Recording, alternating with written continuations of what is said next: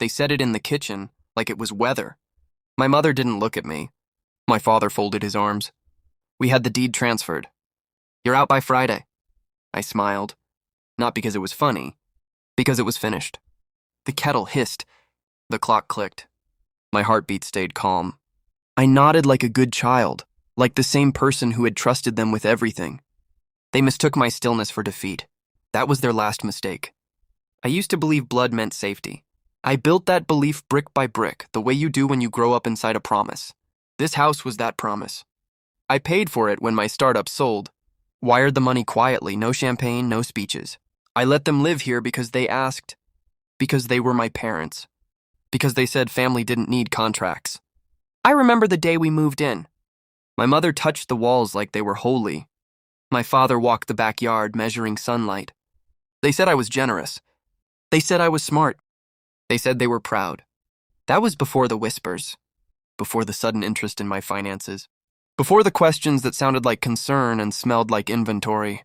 The change was small at first. Locked drawers, conversations that stopped when I entered a room, a realtor's card on the counter flipped face down like guilt pretending to nap.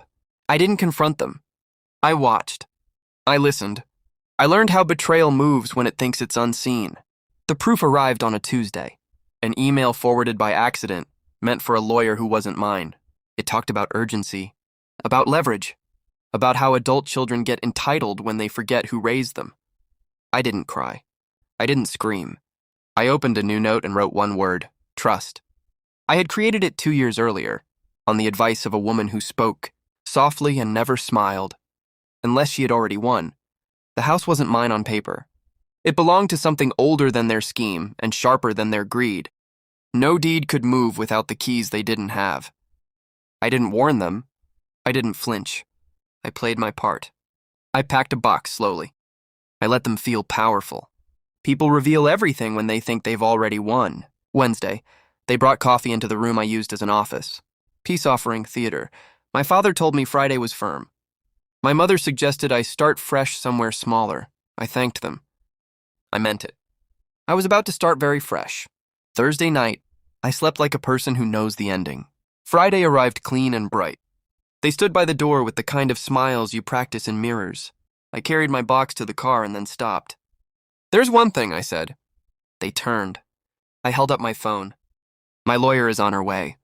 The silence had weight. My mother laughed first, sharp and thin. My father told me not to bluff. I didn't argue. I stepped aside and let the front door open again. She walked in with a folder and the calm of someone who eats liars for breakfast. She didn't raise her voice. She didn't need to. She laid the papers out like a deck of cards and flipped them one by one. The trust, the dates, the signatures that mattered. My parents leaned in, then back. The room tilted. The story they'd told themselves cracked at the edges. My mother asked how this was possible. My father asked if it was legal. My lawyer answered neither question. She didn't have to. She explained what would happen next. Eviction notices, reimbursement for unauthorized attempts to transfer property. A timeline measured in days, not hopes. She used words like final and non-negotiable. I watched my parents age in real time. My mother reached for me. I stepped back. My father's voice broke. I let it.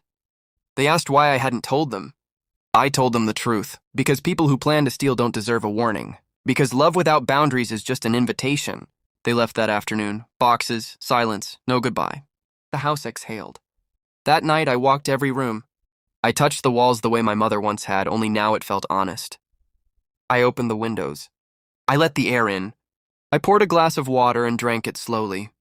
I didn't feel sad. I felt clean. Justice doesn't always shout.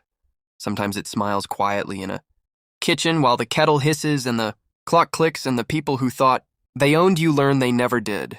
I kept the house. I kept my name. I kept my power. And for the first time, I slept without locks on my heart.